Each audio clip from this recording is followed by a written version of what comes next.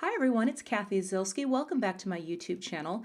Today's video is part of a blog hop, and it is one of two videos that I'm sharing as part of this hop.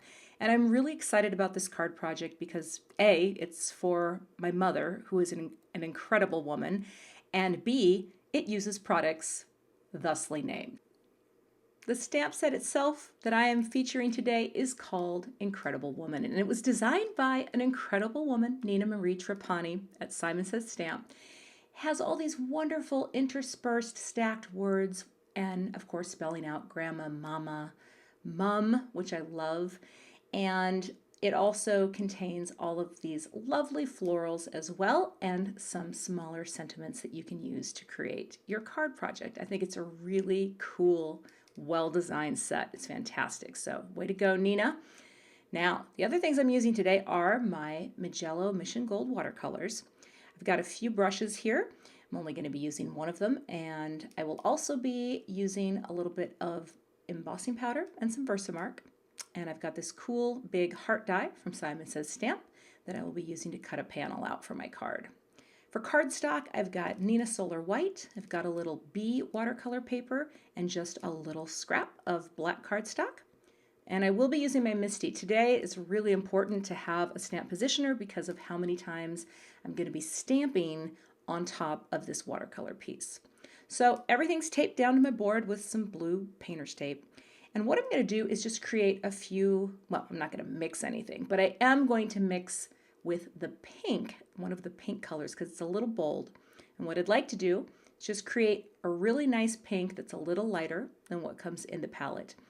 And all I'm going to do is get the water consistency just about right and start painting. I'm going to speed this up quite a bit because I'm not doing anything fancy. I'm just going to lay down a wash of color in rainbow order. Really, really simple. Love this pink, super pretty. And I'm going to proceed through the rainbow. So the next color is the orange. I'm going to take a little bit of one of the oranges in the palette and then just sort of go over the paper and then add a little bit of the other orange. Well, it's really more of a yellow. There we go, mixing those together. I'm not really that skilled with the mixing of the colors. So I rarely do anything other than add a little white. Maybe someday I'll get better. But for now, this is exactly what I want. Going to bring in the yellow and spread that out as well.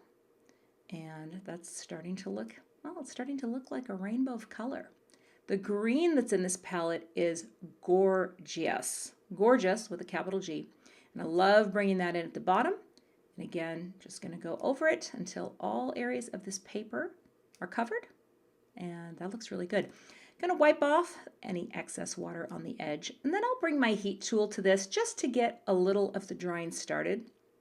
But I am not going to wait completely for this to dry because thanks to the magic of already having a piece done, I have a piece done. I let this piece dry for about 3 hours. I really wanted it to be completely dry before I started working with it.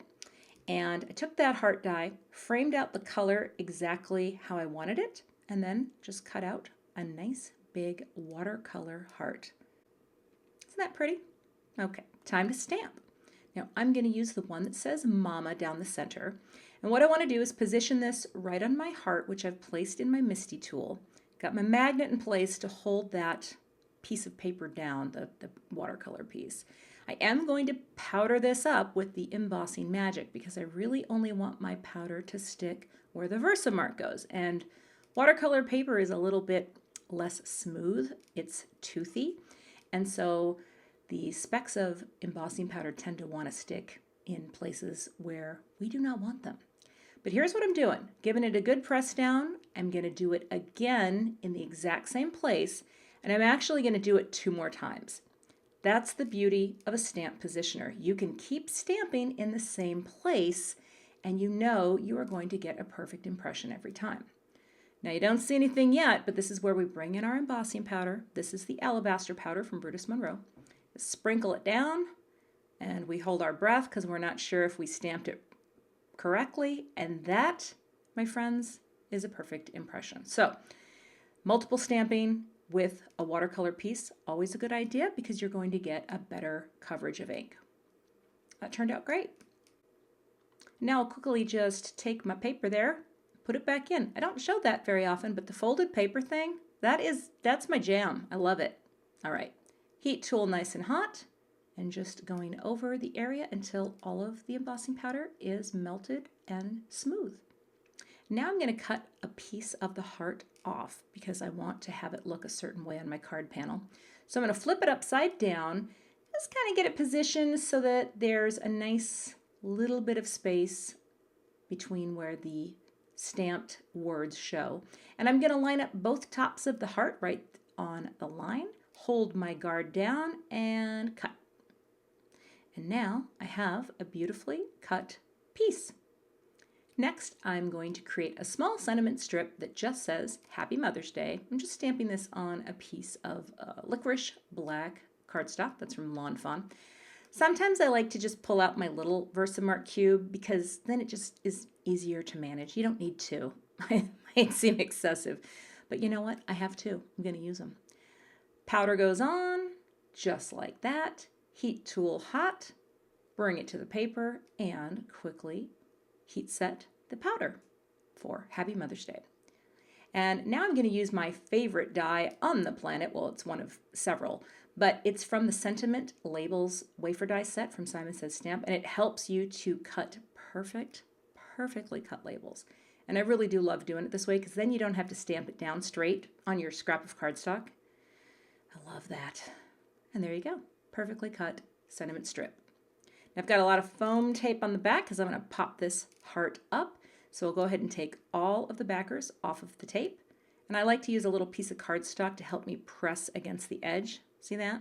Just very quickly helps you line it up. And I've put a little bit of foam tape on this Happy Mother's Day strip.